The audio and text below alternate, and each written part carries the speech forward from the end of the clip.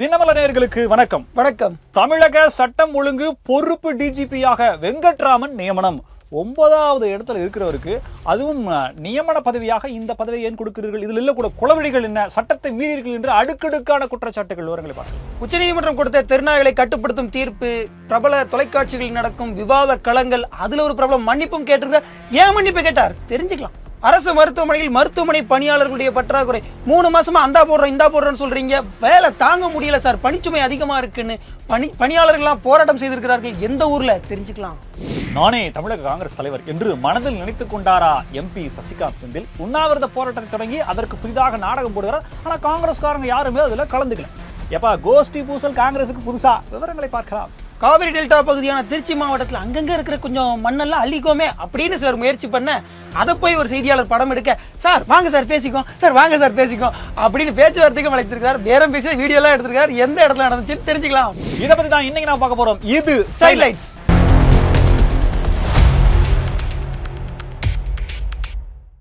தமிழக சட்டம் ஒழுங்கு பொறுப்பு டிஜிபியாக வெங்கட்ராமன் அவர்கள் நியமிக்கப்பட்டிருக்கிறார். பொறுப்பேற்றிருக்கிறார்.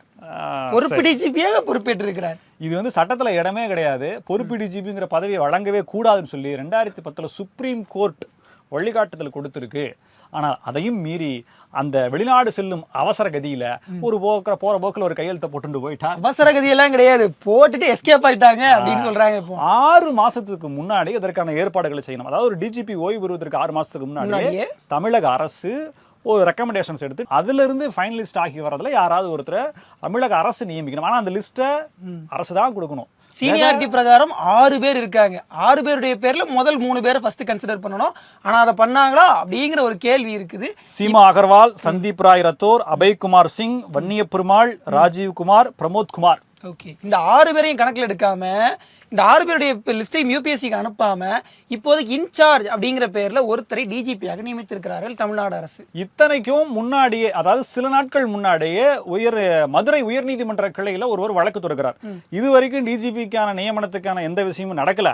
இவங்க வேற மாதிரி பைபாஸ்ல இப்ப என்ன நடக்குமோ அதை அவர் முன்னரே கண்டுபிடிச்சு வழக்கு போட்டிருக்காரு. அப்ப நீதிமன்றத்தில் தமிழக அரசு என்ன சொல்லியிருக்குன்னா, அப்படியெல்லாம் ஒண்ணும் இல்ல, ஆனா இதுக்கான ப்ராசஸ் நடந்துட்டு இருக்கு, நாங்க லிஸ்ட் அனுப்பிச்சிட்டு இருக்கோம், வந்துரும் அப்படின்னு சொல்றாங்க. நீதிமன்றம் அதை நம்பி எப்ப போயிட்டு இருக்குன்றாங்க, அதுக்குள்ள எதுக்கு அவசரப்படுறீங்க அப்படின்னு சொல்லிட்டு அவங்க அந்த வழக்கு. ஆனால் இப்போது மீண்டும் அந்த வழக்கு ரீ ஓபன் ஆகும். இதுல இன்னொரு என்ன அப்படின்னா, தமிழகத்துல தாண்டி இந்திய அளவில் இருக்கக்கூடிய சில மாநிலங்கள்ல, ஒரு குறிப்பிட்ட 3 மாநிலங்கள்ல இதே மாதிரியான வேலையை அவங்க பார்த்திருக்காங்க. அதாவது நியமன டிஜிபிக்கள் வைக்கப்பட்டிருக்கிறார்கள். அந்த இடத்துல மாநில அரசு, அதாவது சட்டம் இருக்கு இல்லையா, கான்ஸ்டிடியூஷன் ஆஃப் இந்தியா, கான்ஸ்டிடியூஷனையே ஓவர் ரைட் பண்ற மாதிரி மாநில அரசு சட்டம் இயற்றி அவங்க அந்த விஷயத்தை பைபாஸ் பண்ணிருக்காங்கன்னு சொல்லி அந்த ஒரு பாயிண்ட மட்டும் வச்சுக்கிட்டு தமிழக அரசு தைரியமா தில்லா நிக்கிதா?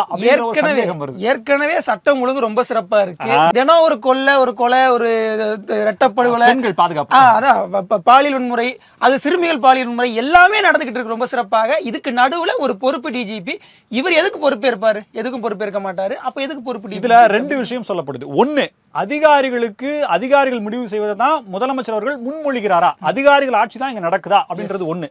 2வது, திமுகவுக்கு வேண்டப்பட்டவர்கள் இந்த டிஜிபி லிஸ்ட்ல யாருமே இல்லையா அப்படின்றது ஒண்ணு. 3வது இன்னொரு கருத்து என்னன்னா, யார் டிஜிபி ஆனாலும் தமிழக அரசினுடைய அதிகாரப்பூர்வமான அரசினுடைய உத்தரவையோ வழிகாட்டுதலை மீறி அவங்க செயல்படவே முடியாதே அப்படின்ற மாதிரி பல கேள்விகள் இருக்கு.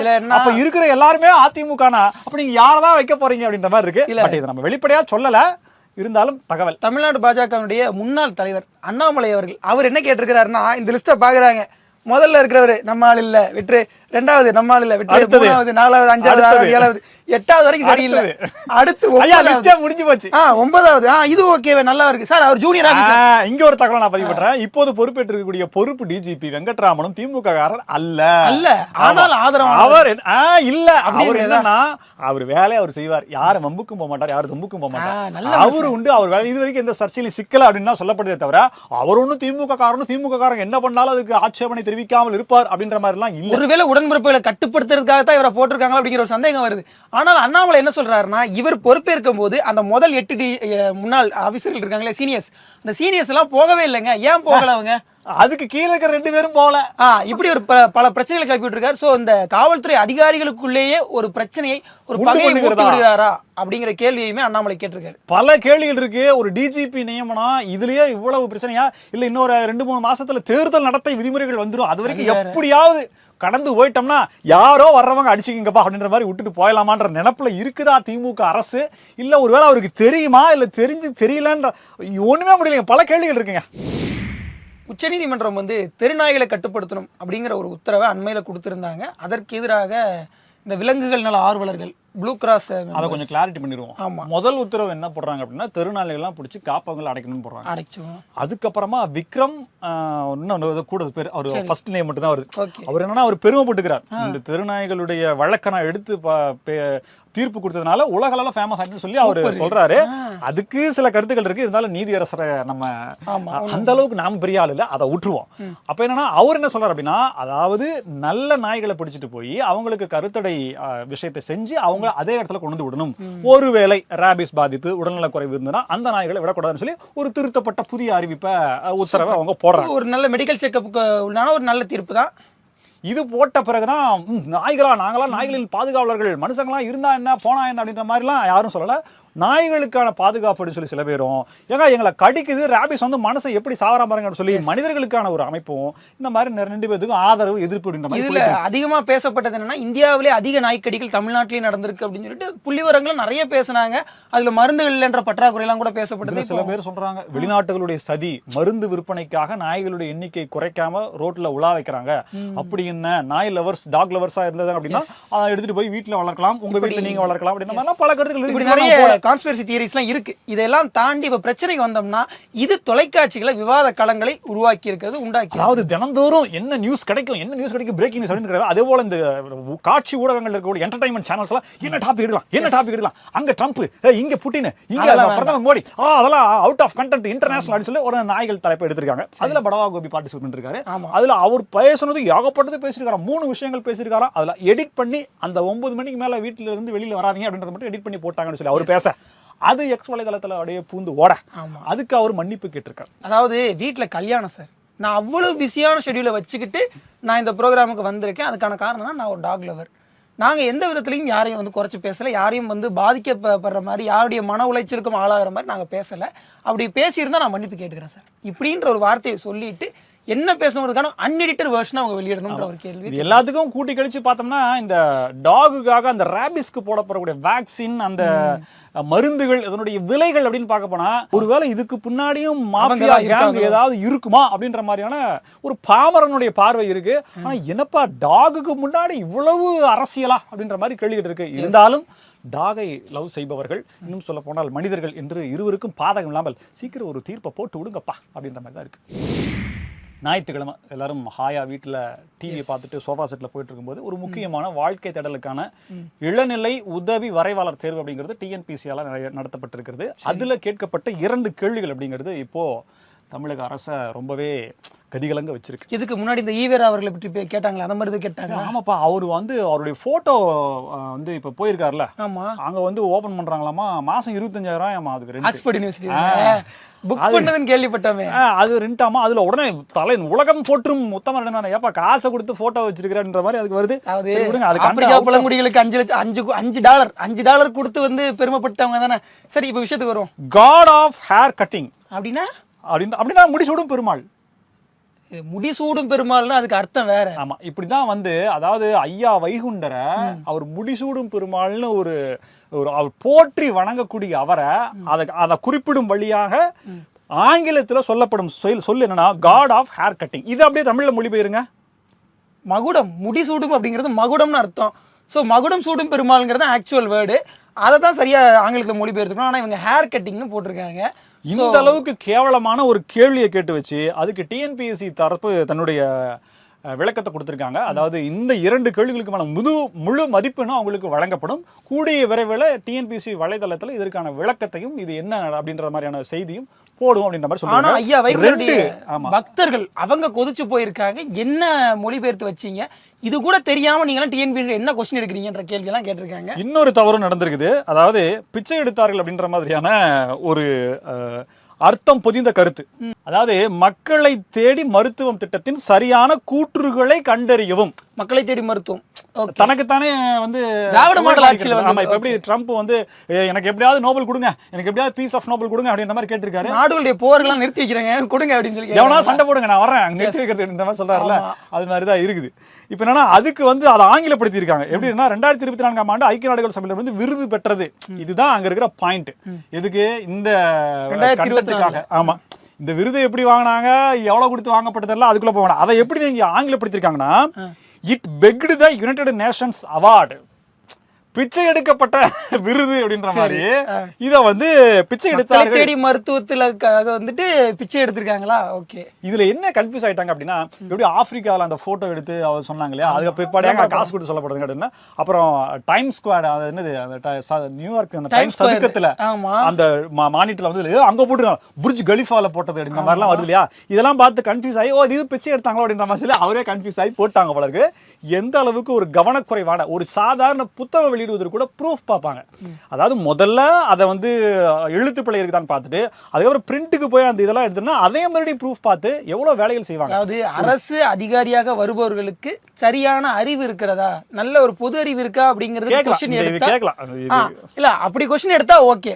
ஆனா வர்றவங்க எல்லாம் திமுக உடைய உடன்பிறப்புகளா உள்ள வர்றாங்களான்னு செக் பண்ற மாதிரி क्वेश्चन வச்சா அப்படிதான் இருக்கும். சோ அதனுடைய நீங்க ஒரு பொறுப்புல ஒருத்தர் நியமிக்கிறீங்கன்னா அந்த பொறுப்புல அந்த துறையில அவருக்கு என்ன அனுபவம் இருக்கு, நிபுணத்துவம் இருக்கு, திறமையானவரா அப்படின்னு பார்த்து நியமிச்சா பரவாயில்ல.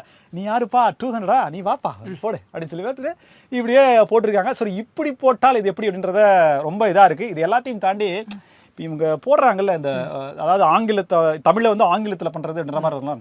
இப்போ துணை முதலமைச்சர் எப்படி சுருக்கமா சொல்ல 2 எழுத்துல சொல்லணும் எப்படி சொல்லுவேன்? டெபுட்டி சிஎம் டிபிசி சொல்லுவான். ஓகே தூமு. முத்துவேல் கருணாநிதி ஸ்டாலின் என்ன சொல்லுவ? எம்கேஎஸ். அப்படி. அப்ப அதே மாதிரி உதயநிதி ஸ்டாலின் நீ என்னன்னு சொல்லுவ? உதயநிதி ஸ்டாலின் யூஎஸ். இப்படிதான் சில பேர் கேக்குறாங்க. சோ இந்த மாதிரி எல்லாம் மொழிபெயர்ப்பு பண்ணாங்க அப்படின்னா யாருக்கான இலக்கு அப்படிங்கறத நீங்களே பாத்துங்க. நம்ம வந்து விநாயகர் சதுர்த்தி அன்னைக்கு வந்துட்டு இந்த நீர்நிலைகள் எல்லாம் போயிட்டு ஒரு பிள்ளையாரை கரைப்போம். அதுக்கு எதுக்கு அப்படின்னா அந்த இடத்துல போய் களிமண்ணை கொஞ்சம் கொட்டினோம்னா அந்த இடத்துல வந்து ஒசூர் தகவல். ஆமா, 2025 விநாயகர் சதுர்த்திக்கு முதலமைச்சர் வாழ்த்து சொல்லலையா? சரி ரைட். ஆனா தாவேகா சொன்னாங்கல்ல, அதை வந்து தாவேகாக்கு முதலமைச்சருக்கு என்ன சம்பந்தம் அப்படி நினைச்சு ஆறுதல் அடைஞ்சுக்கணும். இந்த விநாயகர் சதுர்த்தி நேரத்துல வந்துட்டு ஒரு களிமண்ணாலான பிள்ளையார் சிலையை கொண்டு போய் நம்ம கரைக்கணும்னு வச்சுக்கோங்களேன். அந்த களிமண் அந்த நீர்நிலையில கரைஞ்சி அந்த கரையை கொஞ்சம் பலப்படுத்தும். அதனால மழைக்காலங்கள்ல நீர்நிலையுடைய கரை வலுவா இருக்குங்கிறது சயின்ஸ் இருக்கு. இது ஒரு பாரம்பரியமான ஒரு மரபு அறிவு. இந்த அறிவின் அடிப்படையில் தான் அதெல்லாம் பண்றாங்க. ஆனா என்ன பண்றாங்க தெரியுமா, நம்ம ஊர்ல இந்த காலகட்டத்துக்கு முன்னாடி தான் பலரும் டெல்டா பகுதியில் இருக்கக்கூடிய அந்த நீர்நிலைகளில் இருக்கக்கூடிய சவ்வு மண்ணுன்னு சொல்லுவாங்க இல்லையா, அந்த மண்ணெல்லாம் வந்து அள்ளுறதுக்கான வேலையை பார்த்துட்டு இருக்காங்க. திருச்சியில் அந்த மாதிரி ஒரு வேலை நடந்திருக்கு. காணைக்கிளியநல்லூர் அப்படிங்கிற ஒரு பகுதியில் இருக்கக்கூடிய நல் ஏரின்னு ஒரு ஏரிங்க, அந்த கரையில் இருக்கக்கூடிய அதெல்லாம் சுரண்டி பொக்லைனை வச்சு அள்ளி ஏற்றி லாரியில் லோட் பண்ணிட்டாங்க. பண்ண நேரத்தில் அங்கே ஒரு ரிப்போர்ட்டர் போயிருக்காப்புல. வட்டாட்சியர்கிட்ட கேட்டேன் இதுக்கு பர்மிஷன் இருக்கான்னு கேட்டேன். அவங்க இல்லைன்னாங்க. இருக்கா இல்லையா சார் அப்படின்னு சொல்லிட்டு டிரைவர் மண் எடுக்கிறதுலாம் வட்டாட்சியர்கிட்ட கேட்கணுமா? நடக்கிறது திராவிட மாடல் ஆட்சிப்பா. ஆமா ஆமா, வேணுங்கிறத எடுத்துக்க வேண்டியதா. இதெல்லாம் யாருது? நம்மளுக்கு தானே. செந்தில் பாலாஜி சொன்னார் இல்லையா, 11 மணிக்கு பதவி ஏற்றணும், 15:05க்கு நீங்க எடுத்துருங்க அப்படின்னு சொல்லிட்டு. சட்டம்லாம் தேவையில்லை. ஸோ அவங்களுடைய ஆட்சியே போதுன்ற மாதிரி இருக்கு. இப்போ டிரைவர்கிட்ட போய் கேட்டோன்னா டிரைவர் என்ன சொல்றாரு, எங்களுக்கு தெரியலண்ணே, நான் ஃபோன் பண்ணி தரேன், ஓனத்தை பேசுங்க அப்படின்னு சொல்லிட்டு ஓனத்தை ஃபோன் பண்ணி கொடுக்குறேன். அண்ணா சொல்லுங்கண்ணே, ஆனால் நம்ம பர்மிஷன்லாம் இருக்குண்ணா, அதெல்லாம் ஒன்றும் பிரச்சனை இல்லை. பர்மிஷன் இருக்கா இல்லையா சார்? இருக்குண்ணா. என்ன பர்மிஷன் வச்சிருக்கீங்க? அது ஏதோ ஒரு பர்மிஷன் அப்படின்னு சொல்லிட்டு அது ஒரு பேரை சொல்றாரு. ஜம்ப் கட் நான் கேட்கறான் நான் 2010 வாங்கிட்டேன். ஆமா அப்படி சொல்றாரு. சொன்னதுக்கு அப்புறம் பர்மிஷன் இல்லை அப்படின்னு சொல்லிட்டு நீங்க வாங்கின பேசிக்குவோம், நீங்க நேரில் வாங்கின பேசிக்குவோம், நம்ம பேசிக்குவோமே ஆள் வச்சு அடிக்கவா? இல்ல இதுக்காக சொல்றாரு போல. ஸோ வந்து பேசிக்கலாம் அப்படின்னு சொல்லிட்டு அப்படியே மழுப்புறாரு. ஆனால் அனுமதி இல்லை. இது தெரிஞ்ச உடனே டிரைவர் வந்து அந்த இடத்துல கூடிய மண்ணை அப்படியே கொட்டிட்டு லாரி எடுத்துட்டு எஸ்கேப் ஆயிட்டாரு. ஸோ சாவகாசமா போறாங்க. அதிகாரிகளுக்கு ஃபோன் பண்ண அதிகாரிகள் வரோம் சார் வந்துடுறோம் சார். மண்ணு இங்க திருட்டுத்தனமா அல்றாங்கன்னு சொன்னா அதிகாரிகளுக்கு ஃபோன் பண்ணா வந்துடுறாங்க. அவங்களுக்கு தெரியும். ஆனா வரமாட்டாங்க தெரியுமே. அவங்க கிளம்பி போனதுக்கு அப்புறமா ஒரு நாள் கழிச்சு, சார் என்ன சார் சொன்னீங்க, யாரையுமே காணோம், ஒரே பொட்டல் வழியா இருக்கு அப்படின்னு வந்து கேட்பாங்க போல. ஸோ இந்த செய்தியாளர்கிட்ட பேரம் பேசின அந்த வீடியோங்கிறது இப்போ வைரலா போயிட்டு இருக்கு. ஸோ அரசு அதிகாரிகள் எவ்வளவு பேரம் பேசினாங்கன்றது முதலமைச்சர் ஊர்ல இல்லங்கிறதுனால என்னென்ன வேலை பண்ணிட்டு இருக்கீங்க, வந்தாருன்னா பாத்துக்க இரும்பு கை என்ன ஆகுன்னு தெரியும்ல. இருக்கும்போதே அள்ளியிருக்காங்க நிறைய தடவை. திமுக எம்பி சசிகாந்த் செந்தில், ஐயோ சாரிங்க, காங்கிரஸ் எம்பி திருத்தணி சத்ரி, ரெண்டையும் பிரிச்சு திருவள்ளூர் எம்பிங்க. என்னது திமுகவின் காங்கிரஸ் பிரிவாக இருக்கக்கூடிய காங்கிரஸ் கட்சி எப்படி சொன்னாலும் அப்படிதான் வருது. சரி ஓகே, காங்கிரஸ்னே வச்சு ஒரு வார் ரூம் கட்டி ஆண்டவர் அவரை போய் இப்படி பேசிட்டு இருக்கீங்க. அந்த செல்வாக்குல ராகுல் காந்தி என்கிற ராஜீவ் காந்தி, இது ராஜீவ் காந்தி ராகுல் காந்தி முதலமைச்சரே பேசினாரா, அதனால ஒரு நீங்க அடிக்கடி அந்த வீடியோஸ் பாக்குறத கம்மி பண்ணுங்க. நீங்க வந்து முதலமைச்சருடைய பேச்சு விடுங்க, நமக்கெல்லாம் யார் எடிட் பண்ண போறா, தப்பா சொன்னா அப்படிதான் போகும். சரி, அந்த ராகுல் காந்தி மீது இருக்கக்கூடிய பற்று, அவரின் மேல் இருக்கக்கூடிய பாசம், அவர் இவர் மேல் வைத்திருக்கக்கூடிய நம்பிக்கை, இதன் பலனாக பல மாநிலங்களில் வெற்றிகளை குவித்த சசிகாந்த் செந்தில் அவர்களுக்கு இந்த இடத்துல காங்கிரஸ்ல சீட்டை வாங்கி கொடுத்து திருவள்ளூர்ல பார்த்து அழகு பார்த்து ஏத்தி விட்டு அழகு பார்க்கிறோம். அதுவும் வந்து முதல் தேர்தலே வந்து அதிக வாக்கு வித்தியாசத்துல ஜெயிச்ச ஒரு எம்பினா அது அவர்தான். அப்படிப்பட்ட எம்பிக்கு ஏற்கனவே தமிழக காங்கிரஸ் கட்சியினுடைய தலைவர் லிஸ்ட் எடுக்கும்போது சசிகாந்த் செந்தில் பேர் தான் ஃபர்ஸ்ட்ல இருந்திருக்கு. ஏங்க இப்பதான் வந்தாரு, வார் ரூம் பொறுப்பை கொடுத்தீங்க, எம்பியாவும் ஆகுனீங்க. ஆனா இப்ப எம்பிக்கு முன்னாடி சோ அப்படிலாம் இருக்கும்போது எப்படி இவருக்கு கொடுத்தா, சரி இவருக்கு கொடுத்தா எப்படி கட்சி வரணும், ஏதோ ராகுல் காந்தி ஏதோ கணக்கு போட்டிருக்காரு, ஏதோ வந்திருக்கு, சரி வேணாப்பா அப்படின்னு சொல்லிட்டு அப்புறம் எம்பியை கொடுத்துட்டாரு. அந்த இடத்துல நம்மளுடைய மண்ணின் மைந்தர் இருக்கு. இப்ப இது வந்து ப. சிதம்பரம் அவருடைய மகன் கார்த்தி சிதம்பரத்தை தெரிஞ்சு எவ்வளவு வந்து வருத்தப்படுவார். அவர் எவ்வளவு நாளா கேட்டுட்டு இருக்காரு. இல்ல, உழைச்சவனுக்கு பொறுப்பு கொடுக்குறாங்க, நீங்க என்ன உழைச்சிங்க, யாருக்காக உழைச்சிங்க அப்படின்றதெல்லாம் கேள்வி. இப்ப உண்ணாவிரதம் இருக்கிறாரு. உண்ணாவிரதம் இருக்கிறாரு. எதுக்கு உண்ணாவிரதம் இருக்கிறாரு? தமிழக அரசுக்கு கல்வி நிதி மத்திய அரசு கொடுக்கல, அவங்க பாசில சொன்னா ஒன்றிய அரசு கொடுக்கல, மறுக்குதுங்கிறத கண்டிச்சு வெள்ளிக்கிழமையில இருந்து பச்சை தண்ணி பள்ளியில படலைங்க அப்படின்னு படுத்திருந்தோம்னா காங்கிரஸ்காரர் ஒருத்தர் கூட அந்த கூட்டத்துல இல்ல. எப்படி விடுதலை போராட்டத்துல கலந்துகிட்ட உண்ணாவிரதம் இருக்கிறவர் காங்கிரஸ் எம்பி, ஆனா ஒருத்தர் கூட வந்து அந்த உண்ணாவிரதத்துக்கு வரல அப்படிங்கிறது ஒரு வருத்தம். இது எல்லாத்தையும் விட இப்போ செய்தியாளர் சந்தித்த தமிழக காங்கிரஸ் கட்சியின் தலைவர் செல்வ பெருந்தகை என்ன சொல்றாருன்னா, ராகுல் காந்தி அந்த ஓட்டு திருட்டுக்கு பத்தி அவரு பீகார்ல யாத்திரை போயிட்டு இருக்காரு. இப்ப இவர் இங்க வந்து இந்த உண்ணாவிரதம் இருந்தாரு அப்படின்னா அதை மலிந்து போக செய்யக்கூடிய, இருட்டடிப்பு செய்யக்கூடிய ஒரு வேலையா இருக்கும். மடைமாற்ற வேலை. உடனடியா அவர் வந்து உண்ணாவிரதத்தை நிறுத்திட்டு கட்சி பணிகள் ஈடுபடுன்னு சொல்ல, எப்ப இதுல என்ன பாரு, மக்கள் நலனுக்காக அவர் ஒரு போராட்டம் நடக்கிறாரு, ஆதரவுனால கமுக்கமா இருக்க வேண்டியதானே, இதுக்கு நீங்க இப்படி சொல்றீங்கன்னு சொல்லி இவரை ஒரு மாதிரியா பேச உடனே அவருக்கு உடம்பு சரியில்லாம போச்சு. ஆக மொத்தம் காங்கிரஸ் 2 கோஷ்டியா பிரிஞ்சு, ஒரு கோஷ்டி அவருக்கு ஆதரவு கொடுக்க, இன்னொரு கோஷ்டி இவருக்கு. அந்த மாதிரிலாம் போய் பேசக்கூடாது. காங்கிரஸ் 2 கோஷ்டியா தான் இருக்கா? அது எத்தனை நிறைய இருக்கு. மிகப்பெரிய தலைமை 2 கோஷ்டிகள். ஓகே. இப்போ என்னன்னா 2 கோஷ்டியா பிரிஞ்சுட்டாங்க. இந்த பிரச்சனையை முன் வச்சு இவருக்கு இப்போதைக்கு ஆதரவு கொடுப்போம் ஒரு கோஷ்டியும், இவருக்கு இப்போதைக்கு ஆதரவு கொடுப்போம் இன்னொரு கோஷ்டியும், 2 பேரும் பிரிஞ்சு ஆதரவு கொடுத்துட்டு இருக்காங்க. சோ தமிழகத்தில் இருக்கக்கூடிய அதாவது இப்ப செல்வ பெருந்தகை அந்த உண்ணாவிரத போராட்டத்துக்கு போயிட்டான்னு வச்சுங்களேன், சசிகாந்த் செந்திலுடைய இமேஜ் புஷ்னு மேலே ஏறிடும். சோ அதனால அவரும் போகல, அவருடைய நீர்த்து போக செய்யற மாதிரி அவர் ஒரு டிராமா பண்ணிட்டு இருக்காரு. எது எப்படி நடக்குன்றது இல்லை. ஆனா பாருங்க, ஒரு காங்கிரஸ் கட்சியில ஒரு விஷயத்தை எடுக்கிறதுக்காக எவ்வளவு போராட வேண்டியது இருக்குது அப்படிங்கறத இதன் மூலமா தெரிஞ்சுக்கலாம். மாசு முறையற்ற ஐயா மாசு அவர்களுடைய துறையில தான் இன்னைக்கு ஒரு பிரச்சனை வந்திருக்குது.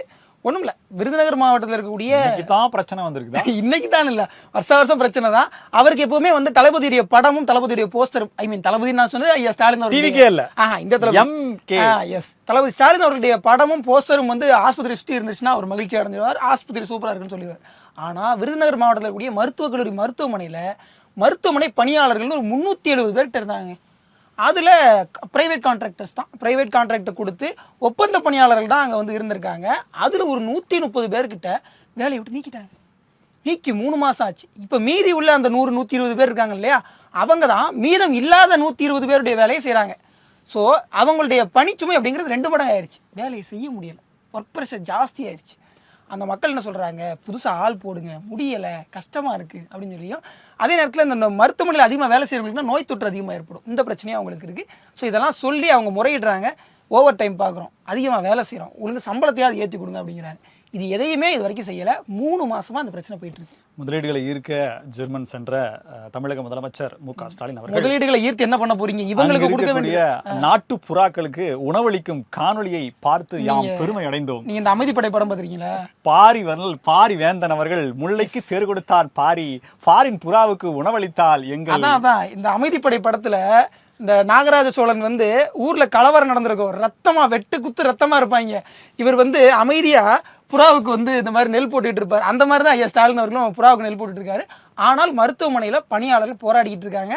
இப்போ ஒழுங்காக 120 பணியாளர்களை நியமிங்க அப்படின்னு சொல்லியிருக்காங்க. ஆனால் தனியாருக்கு கொடுத்த அந்த கான்ட்ராக்ட் இன்னைக்கு வரைக்கும் புதுப்பிக்கவும் படலை, பிரச்சனையும் தீர்க்கப்படல. ஆனாலும் இது வரைக்கும் இந்த பிரச்சனைக்கு தீர்வு இதெல்லாம் வழக்கமான பிரச்சனை. மழைக்காலம் அப்படிங்கிறது எப்படியும் ஆரம்பிச்சிருச்சு. மேக வெடிப்பின் காரணமாக மணலில பெரிய வெள்ளம் ஏற்பட்டு இந்த 2 நாளா 4000 கோடி ரூபாய் பட்ஜெட் எங்க போச்சு அப்படின்னு சொல்லி பல பேர் கேட்பாங்க. இது போக சென்னை மாநகராட்சியில் ஆங்காங்கே தண்ணி நின்றா உடனே போன் அடிச்சு என்னங்க அப்படின்னு சொல்லி நைட் 12 மணி நேரம் முதலமைச்சர் கேட்பாங்க. அந்த அளவுக்கு தான் முதலமைச்சர் தொடர்பு கொள்ற அளவுக்கு இருக்கும். சோ இதெல்லாம் வந்து தவிர்ப்பதற்காக அங்கு வெளிநாடு சென்று அங்கிருந்து முதலீடுகளை ஈர்ப்பதற்காக ஜெர்மனி டு இங்கிலாந்து, சோ இந்த 2 நாடுகளுக்கும் போய் அந்த நாடுகளுடைய சிறப்பான நீர்நிலை திட்டங்கள்லாம் பார்த்துட்டு வந்து இங்க அதெல்லாம் செயல்படுத்துறதுக்காக ஒரே புகைப்படமா வரும். நீங்க போட்டோ பாருங்க, அப்படியே கோட் சூட் ரேமண்ட் விமல் அப்படின்னு சொல்லி போட்டு அப்படியே சும்மா சிங்க நடை போட்டு அப்படின்ற மாதிரி எல்லாம் வரும். இனிமே பாருங்க, டெய்லி ஒரு போட்டோ நல்லா எடிட் பண்ணி பக்காவா எடிட் பண்ணி சூப்பரா போடுவாங்க. இதே போல பல புதிய தகவல்களோடு மீண்டும் உங்களை சந்திக்கிறோம். இது சைட்லைட்ஸ். நன்றி.